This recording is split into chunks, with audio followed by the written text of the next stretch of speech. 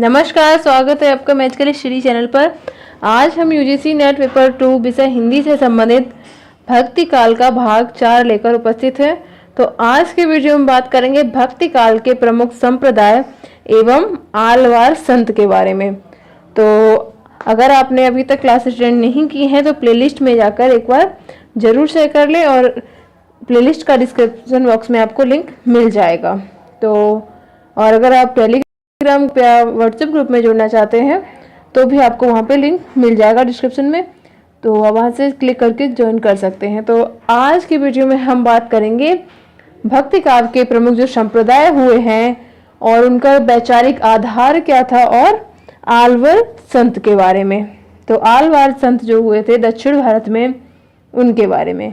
तो ये पीडीएफ आपको टेलीग्राम ग्रुप में मिल जाएगी, तो आप यहाँ से क्लिक करके सभी प्लेलिस्ट देख सकते हैं। तो चलिए शुरू करने से पहले हम एक बार समझ लेते हैं कि शैव कौन थे, वैष्णव कौन थे और शाक्त कौन थे। किन्हें कहा गया शैव और किन्हें कहा जाता है वैष्णव और किन्हें शाक्त कहा जाता है। तो भारतीय विचारधारा में त्रिदेव की परिकल्पना ब्रह्मा, विष्णु एवं महेश के रूप में की गई है, जिसमें ब्रह्मा सृष्टि को उत्पन्न करते हैं और विष्णु उसका पालन करते हैं, जबकि शिव उसका संहार करते हैं। तो ब्रह्मा जो है वो सृष्टि के रचनाकार हैं, विष्णु उसके पालनहार हैं और शिव उसके संहार करता है। तो विष्णु के जो भक्त हुए उन्हें वैष्णव कहा गया और शिव के भक्तों को शैव कहा जाता है और शक्ति यानी दुर्गा के जो उपासक है उन्हें शाक्त कहा जाता है। तो इस प्रकार से इनका अलग अलग तरह से विभाजन किया गया और इनके मतों में इनके सभी की जो मान्यताएं थी सब में मतभेद भी रहा है, जिन्हें भक्ति काल में मिटाने का एक प्रयास किया गया है कबीर द्वारा, तुलसी द्वारा।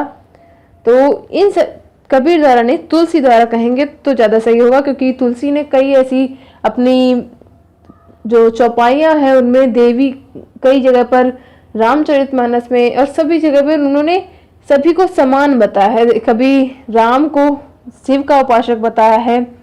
इस तरह से कुछ उन्होंने अपनी रचना में इस तरह से सभी को समानता देते हुए समाज को एक पथ प्रदर्शक के रूप में उनका जो बीच मतभेद था उसको समाप्त करने का प्रयास किया है। तो जैसे जो शिव के जो भक्त थे, जो शैव जो थे, वो शैव वैष्णव को कम मानते थे कि शैव, उनका मानना था कि शैव ही सृष्टि की रचना करते हैं और शैव भक्त जो थे, शिव के जो भक्त थे, उनका यही मानना था कि जो शिव है वही सृष्टि के रचनाकार हैं, वही उसके पालनहार है, उसके संहार करता है। लेकिन विष्णु के जो थे वो भी ऐसा ही मानते थे कि विष्णु ही रचना करते हैं, पालन करते हैं और संहार करते हैं। तो इस तरह से इनका जो मत था कि अपने अपने देवताओं को ऊपर उठाकर देखने का था। तो इन सभी को इसलिए इनके जो मत थे उसे मतभेद रहा है और काफ़ी यहाँ पे हमें यही समझना पड़ेगा कि जो शैव का क्या पालन किन्होंने किया, शैव धर्म से संबंधित कौन थे, वैष्णव संप्रदाय से संबंधित कौन थे। इसलिए तो हमें यह शैव, वैष्णव और शाक्त तब समझ में आ गया होगा। तो चलिए आगे देखते हैं कि कालांतर में वैष्णव विष्णु को सृष्टि का उत्पादक, पालनहार एवं संहारक मानने लगे। तो यही मैंने आपको बताया कि जो वैष्णव जो थे उन्होंने यही माना कि जो विष्णु है वही सृष्टि का उत्पादक, वही सृष्टि के उत्पादक हैं, पालनहार हैं और संहारक हैं। और शैव जो थे उन्होंने भी इन तीनों को ही शिव को उत्तरदायी माना है इन तीनों के लिए। तो इसी तरीके से ये अपने अपने जिस भी धर्म को मानते थे, जिस भी संप्रदाय को मानते थे, उसको श्रेष्ठ दिखाने का प्रयास करते थे, जिस भी देव को मानते थे। तो वैष्णव एवं शाक्तों के मध्य भी पारस्परिक विरोध व्याप्त था। तो जहाँ पे तुलसी ने दुर्गा को भी एक विशेष स्थान दिया है, तो इसी तरीके से जो भक्ति काल की रचनाएं हुई हैं उसमें समाज को एक दिशा प्रदान की गई, उनका मार्गदर्शन किया गया और उनके बीच जो मतभेद था उसको समाप्त गुड इवनिंग समाप्त करने की कोशिश की गई। तो इस तरह से हम समझ चुके हैं कि जो विष्णु के भक्त थे वो वैष्णव थे और शिव के भक्त शैव और शक्ति के यानी दुर्गा के उपासक शाक्त कहलाए। तो चलिए शुरू करते हैं अब।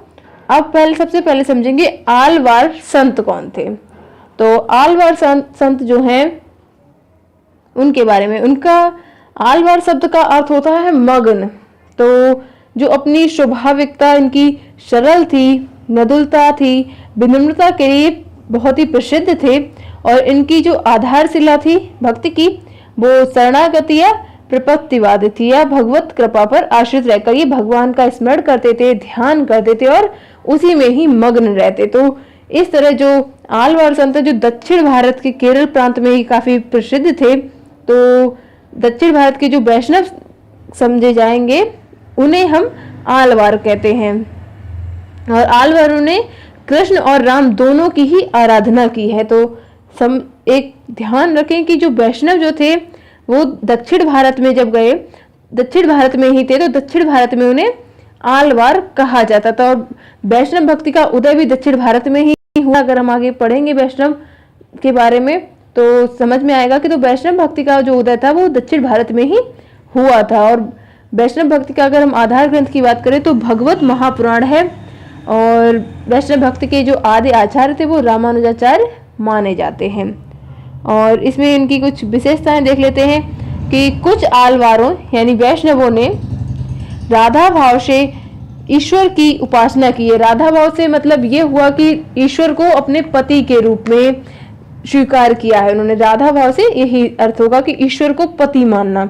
तो उन्होंने कई आलवार जो थे उन्होंने राधा भाव से ईश्वर की उपासना की और राधा भाव की उपासना का प्रचार दक्षिण में नम आलवार सटकोप ने की थी, जिसे आंडला आलवार ने चरमोत्कर्ष पर पहुंचा दिया था। तो जो आंडला जो थे, आंडला आलवार जो थी, एक इनकी शायद ये आंडला करके एक जैसे साध्वी होता है उस तरीके से कोई फेमस भी हुए थे। शायद ये आंडला नाम मुझे ध्यान नहीं आ रहा, ये भक्तिन थी शायद, आगे पढ़ेंगे तो ध्यान आएगा। वैसे आंडला भक्तिन थी उनकी, उस जो आलवार है उसमें आंडला का वहीं पे ही नाम आता है। जो उनके कुछ 12 जो संख्या थी आलवारों की उसमें आंडला का काफी विशेष स्थान है और ये स्त्री थी। तो नैनार शैव थे और आलवार वैष्णव। तो इनका भी जो धर्म था, इनकी भी मान्यताएं जो थी उसको भी 2 प्रकार से बांटा गया। उसमें नैनार जो थे, नैनार वो शैव थे और आलवार वैष्णव थे। तो एकमात्र महिला आलवार भक्तिन आंडला हुई है। तो ये बिल्कुल यही बात कर रही थी मैं। जो आंडाल जो है तो ये भक्तिन थी आलवार में। तो इसमें जिन्होंने रंगनाथ को पति के रूप में स्वीकारा और इनकी भक्ति मीरा के समान कही जाती है। तो जिस प्रकार से मीरा ने कृष्ण को अपने पति के रूप में, अपने उपासक के रूप में स्वीकारा था, उसी तरीके से जो आंडला थी, आंडाल जो थी, हो सकता है मेरा प्रोनाउंसिएशन थोड़ा गलत हो जाए तो आप ध्यान रखें। आंडाल जो हैं उन्होंने जो पति के रूप में रंगनाथ को स्वीकार किया था और इनकी भक्ति मीरा के समान कही जाती थी। और आधुनिक युग की मीरा जो है वो महादेवी वर्मा है और कन्नड़ की मीरा अक्क है और दक्षिण की मीरा आंडाल है। तो ये ध्यान रखें।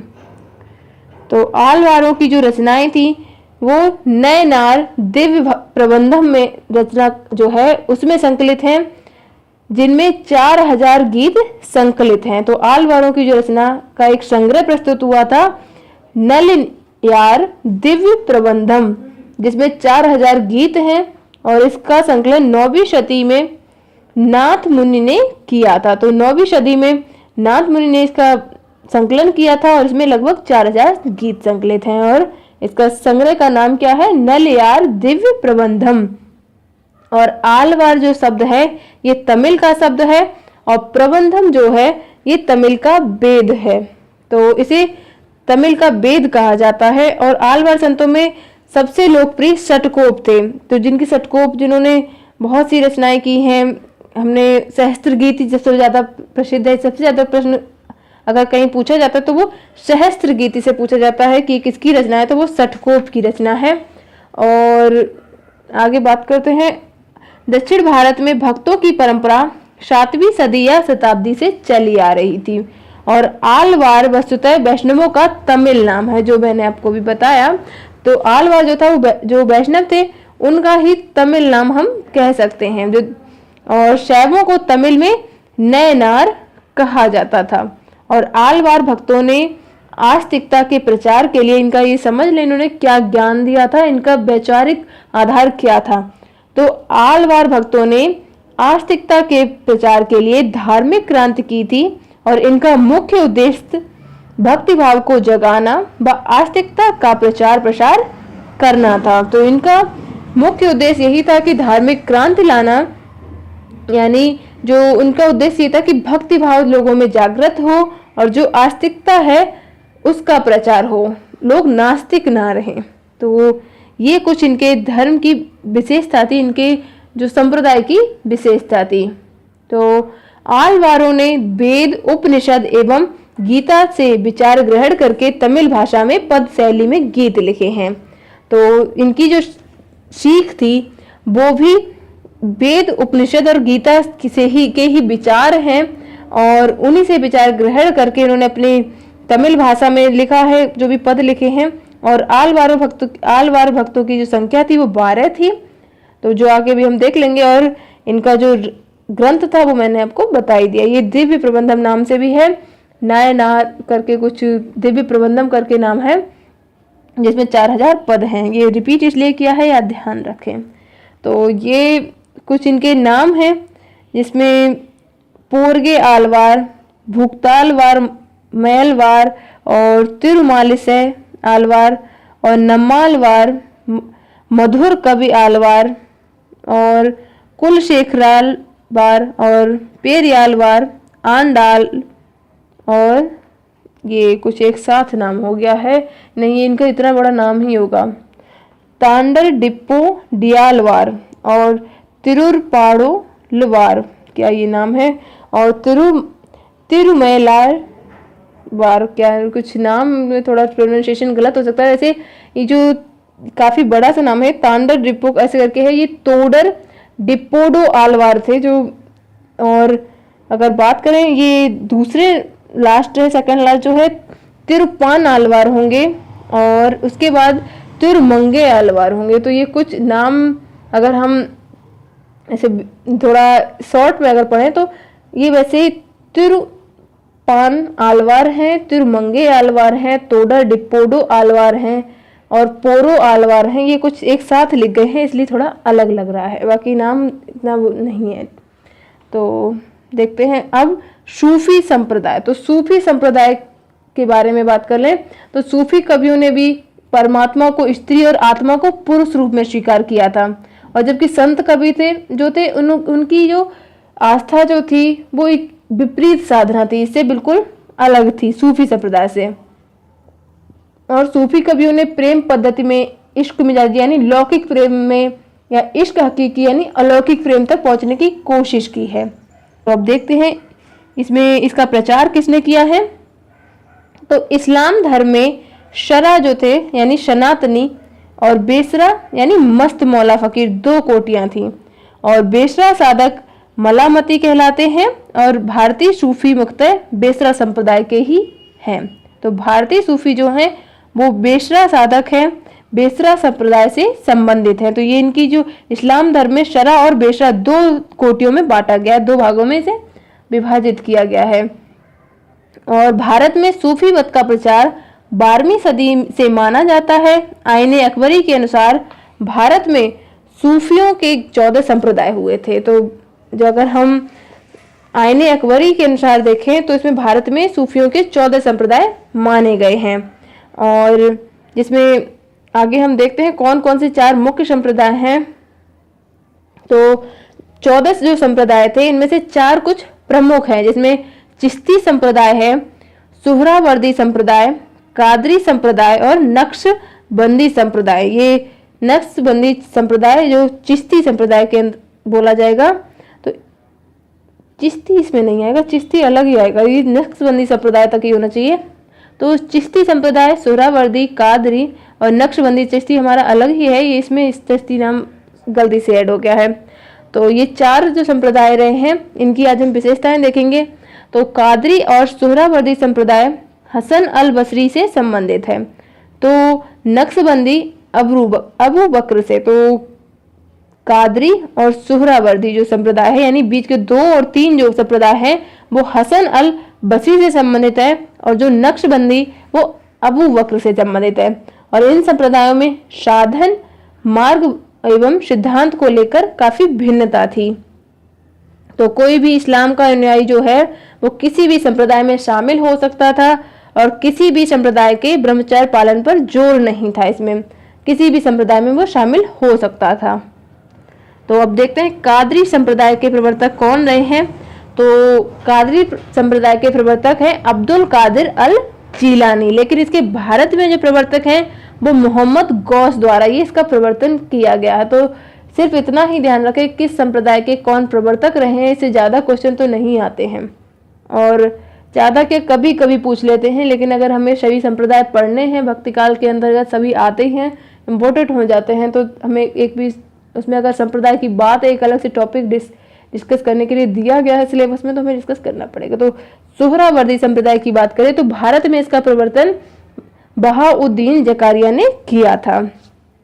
तो ये जो कादिर अल जिलानी जो हैं ये इनके वंशज ही थे, जो मोहम्मद गौस हैं ये इनके ही वंशज थे, कादिर अल जिलानी के। और नक्शबंदी संप्रदाय की बात करें तो ये इसके प्रवर्तक हैं ख्वाजा बदाउद्दीन, और भारत में इसके प्रवर्तक हैं ख्वाजा बाकी बिल्लाह बेरंग। और चिश्ती संप्रदाय के भारत में प्रवर्तक हैं ख्वाजा मोइनुद्दीन चिश्ती। तो ये कुछ संप्रदाय हैं 4 जो मुख्य हो जाते हैं सूफी संप्रदाय के अंतर्गत। तो अगर हम बात करें चिश्ती संप्रदाय की तो सभी संप्रदाय से महत्वपूर्ण चिश्ती संप्रदाय ही है, और भारत में इसके जो प्रवर्तक रहे हैं वो ख्वाजा मोइनुद्दीन चिश्ती रहे हैं, और जिनका जन्म 1142 में हुआ था और अफगानिस्तान के संजय शहर में हुआ था, और इनकी मृत्यु अजमेर में हुई थी।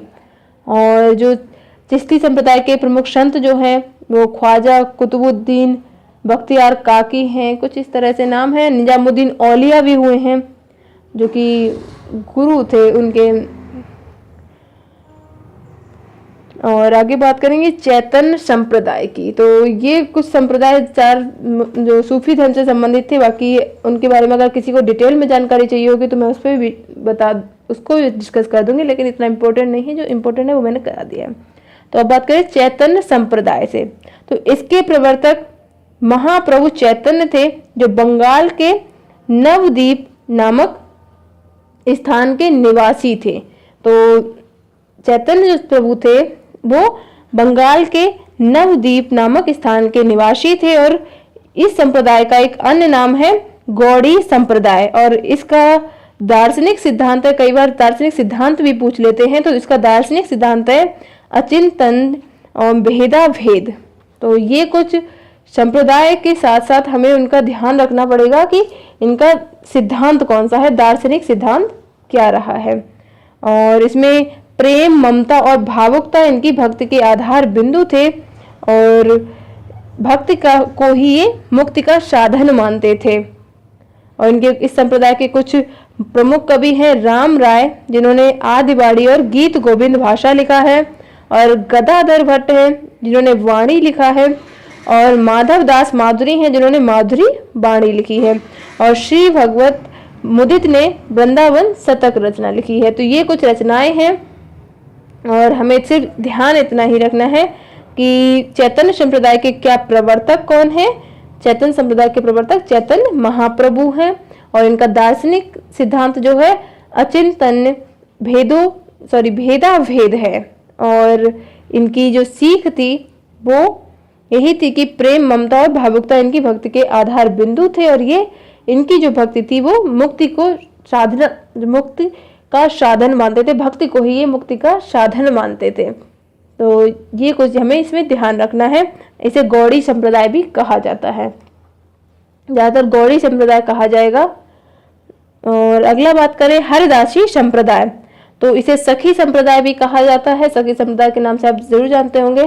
तो हरिदासी संप्रदाय भी इसका नाम है, और इसके प्रवर्तक है प्रसिद्ध संगीतज्ञ स्वामी हरिदास, और राधा कृष्ण की बिहार लीलाओं को आनंद सखी भाव से प्राप्त करते थे। इन्होंने प्रेम को ही उपास्य बताया है। राधा कृष्ण वृंदावन में नित्य विहार करने वाले प्रेमी जन हैं और भक्त जो हैं उनके वो सखी रूप में उनके साथ उनकी जो लीला होती है उनका अवलोकन करते हैं, ये इस संप्रदाय में माना जाता है। और अगर हम बात करें हरिदास के तो दो ग्रंथ जो मिले हैं सिद्धांत के पद, इसमें जो विशेषताएं जो हैं उनकी उसमें इनमें रूप और प्रेम का सिद्धांत दिया गया है। और केली माला जो है इसमें कम से कम 110 पदों में श्यामा कुंज बिहारी की लीलाओं का वर्णन किया गया है। और अकबर के दरबारी जो तानसेन स्वामी हरिदास के शिष्य थे, हरिदास के शिष्य तानसेन थे, तो इतना ध्यान रखें। और देखते हैं इनके संप्रदाय के प्रमुख कवि कौन कौन हुए हैं। तो स्वामी हरिदास जिनकी रचनाएं हैं सिद्धांत के पद, जिसमें इन्होंने रूप और प्रेम का सिद्धांत दिया है। और जगन्नाथ स्वामी अनन्य सेवा निधि इनकी रचना है। और बिहारनी दास, ये कुछ इनके इस संप्रदाय के कुछ प्रमुख कवि हुए हैं। जिसको इसमें और भी बिहारनी दास जो थे, नागरी दास बिहारनी दास के शिष्य थे, तो इन्होंने भी कुछ रचनाएं लिखी हैं, 20 साखियाँ, 42 चौबोले। तो इस तरह से जो महत्वपूर्ण है बस वही करा रही हूँ। और अगला है राधा वल्लभ संप्रदाय। तो इस संप्रदाय के प्रवर्तक थे हित हरिवंश। तो डॉक्टर विजेंद्र स्नातक के अनुसार रस रूप भगवान कृष्ण और राधा तथा परस्पर प्रेमत्व में कोई भेद नहीं है। राधा और कृष्ण नित्य बिहारी हैं और जीवात्मा सखी भाव से उनके बिहार दर्शन को परम सुख मानती है। ये भी कुछ कुछ सखी संप्रदाय से ही प्रकार का है और इसमें भी यही माना जाता है। और इसमें राधा को कृष्ण से भी ऊंचा दर्जा दिया गया है। तो ये राधा वल्लभ संप्रदाय के जो प्रवर्तक हैं हित हरिवंश है, हमें ये ध्यान रखना है। और इसमें राधा का स्थान सर्वोपरि है और उसमें तत्सुखी भाव को महत्व प्रदान किया गया है। और इस संप्रदाय के कुछ प्रमुख कवि हैं हित हरिवंश, जिन्होंने हित 84 रचना लिखी थी, और हरिराम व्यास जिन्होंने व्यासवाणी लिखी है, और ध्रुव दास जिन्होंने नित्य विलास लिखा है, और नेही नागरी दास जिन्होंने हितवाणी रचना लिखी है। तो हित हरिवंश जो थे इन्होंने अपनी रचना की मधुरता के कारण ही श्री कृष्ण की बंसी के अवतार ये कहे जाने लगे थे। इनके ये विशेष एक उपमा दी गई थी कि ये श्री कृष्ण की बंसी के अवतार है, ऐसा माना जाने लगा था। तो ये व्यासवाणी जो है ये भी कुछ इनकी हरिराम की रचना है। तो जिसमें व्यासवाणी में 758 पद हैं, 148 दोहे हैं, और उनकी एक रचना थी रागमाला, नवरत्न, स्वधर्म पद्धति। तो ये कुछ इनकी रचनाएं हैं। तो हमें ध्यान रखना है कि इसके संप्रदाय के प्रवर्तक कौन थे और इन्होंने इसमें किस चीज को महत्व दिया है। प्रवर्तक थे राधा वल्लभ संप्रदाय के हित हरिवंश, और इसमें इन्होंने राधा को उच्च स्थान दिया है, सर्वोपरि माना है, और इसमें तत्सुखी भाव को महत्व दिया गया है। और निम्बार्क संप्रदाय की अगर हम बात करें तो इसके प्रवर्तक निम्बकाचार्य हैं, निम्बार्काचार्य। तो यद्यपि दक्षिण के थे ये, किंतु उनका कार्य क्षेत्र ब्रज प्रदेश रहा है।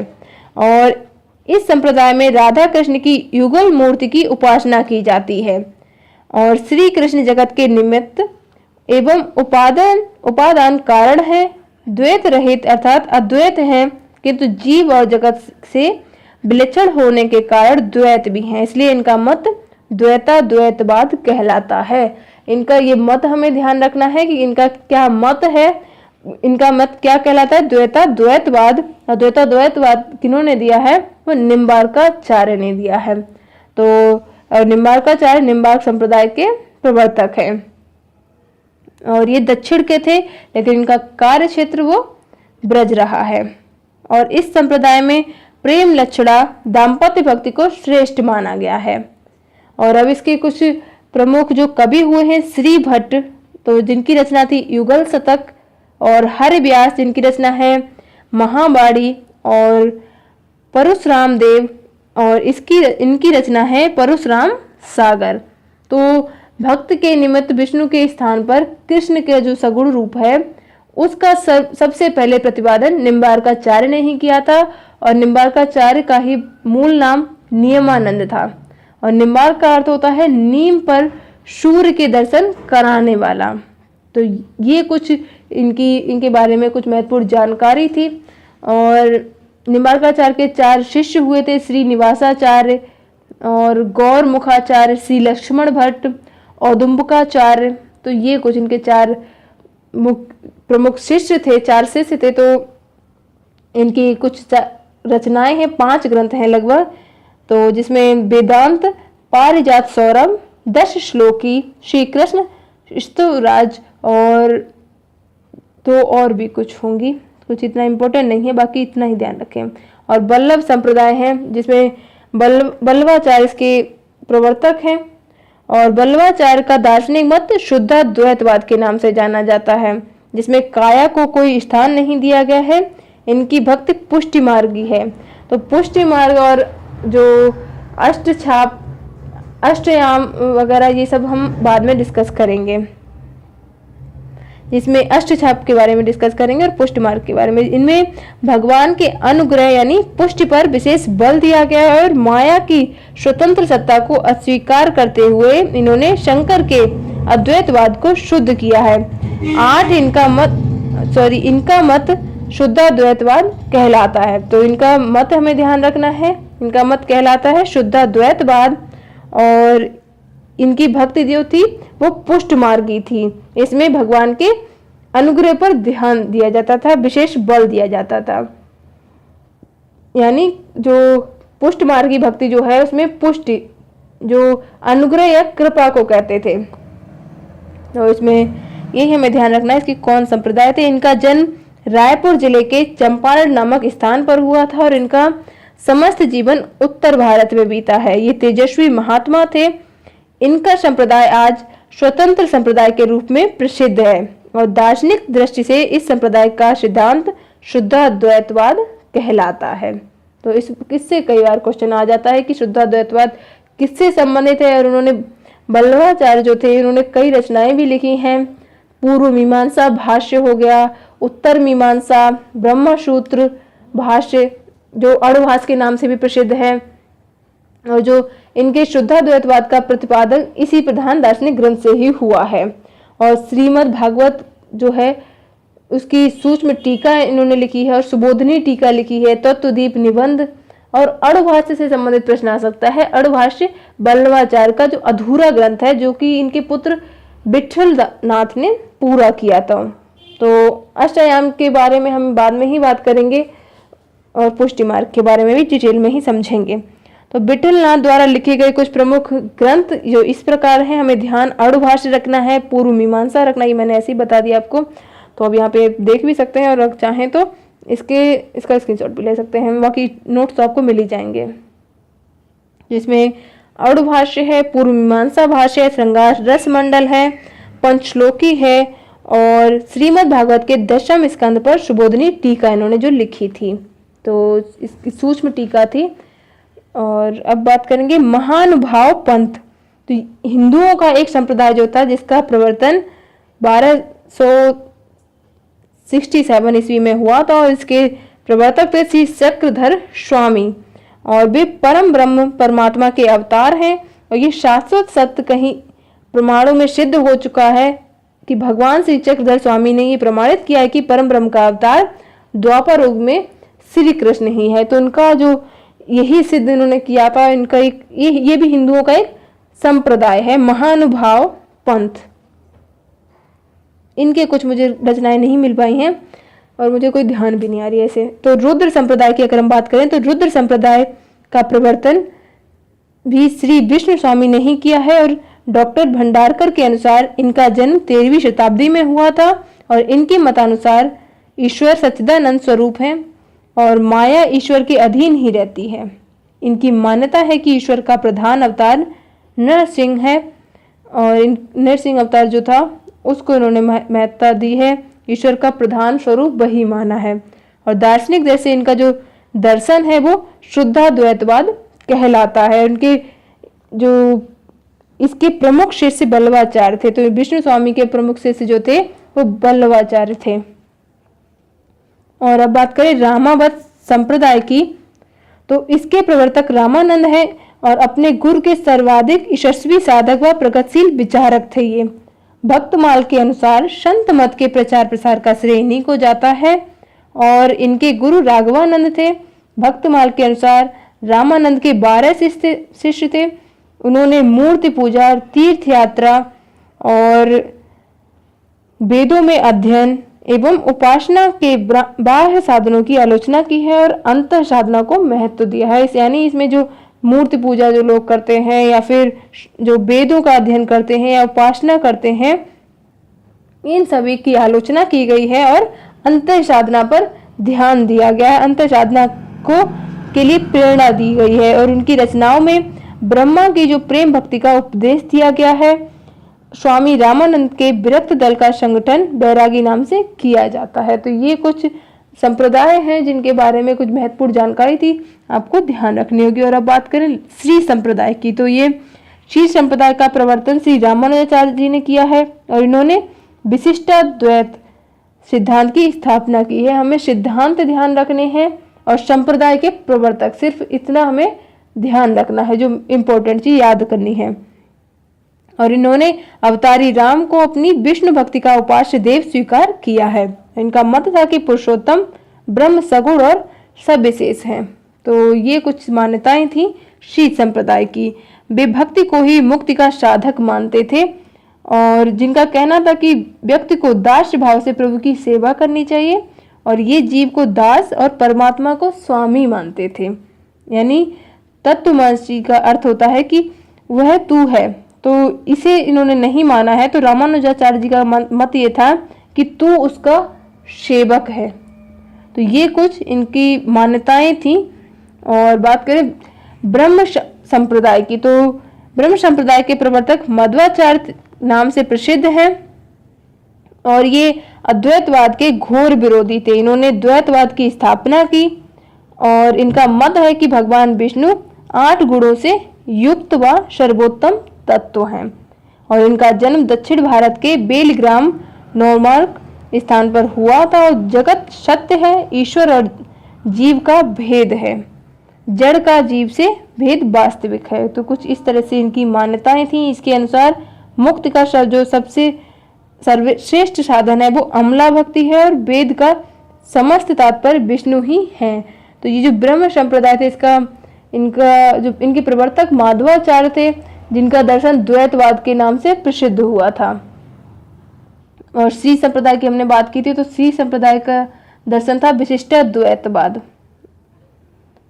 और ये कुछ चैनल की बात है, ये कुछ लिंक वगैरह है। अगर आपको टेलीग्राम या व्हाट्सएप ग्रुप में ज्वाइन होना है तो ये था हमारा आज का वीडियो, प्रमुख संप्रदाय से संबंधित और उनका क्या वैचारिक आधार रहा है उनसे संबंधित। तो एक बार हम थोड़ा शॉर्ट में बात कर लेते हैं। तो इसमें श्री संप्रदाय रामानुजाचार्य जी का संप्रदाय था, ब्रह्म संप्रदाय जो था वो माधवाचार्य का था और रुद्र संप्रदाय विष्णु स्वामी का और सनकादिक संप्रदाय निम्बार्काचार्य का और रुद्र संप्रदाय बल्लभाचार्य का संप्रदाय है। तो इसके ये प्रवर्तक हैं और इनके जो दर्शन भी हुए हैं, तो श्री संप्रदाय के आधार पर दर्शन जो था विशिष्टाद्वैतवाद था, ब्रह्म संप्रदाय का दर्शन जो था वो द्वैतवाद था और विष्णु स्वामी का जो दर्शन था वो शुद्धाद्वैतवाद से संबंधित थे, निम्बार्काचार्य द्वैताद्वैतवाद से संबंधित थे और बल्लभाचार्य जो है उनका शुद्धाद्वैतवाद नाम से दर्शन प्रसिद्ध हुआ। तो ये कुछ इनके शॉर्ट में संप्रदाय और उनके दर्शन थे, तो ये हमें ध्यान रखने हैं। और बाकी ये है यूट्यूब चैनल का लिंक, और आपको जब ये PDF जहाँ पे भी आप ज्वाइन कर रहे हैं व्हाट्सएप पर या टेलीग्राम पर, तो आप वहाँ पे ज्वाइन, यहाँ पे क्लिक करके ज्वाइन कर सकते हैं। टेलीग्राम पर अगर आप हैं तो आप फेसबुक ग्रुप ज्वाइन करना चाहते हैं तो इन पर क्लिक करके कर सकते हैं, आपको PDF मिल जाएगी। तो अगर वीडियो आपको उपयोगी लगा हो तो प्लीज़ वीडियो को लाइक करें और हमसे जुड़ने के लिए, वीडियो देखने के लिए आप सभी का धन्यवाद। अगर आपका कोई प्रश्न है, कोई सुझाव है तो प्लीज़ कमेंट करके ज़रूर बताएं। तो हमसे जुड़ने के लिए आप सभी का धन्यवाद। शुभ रात्रि।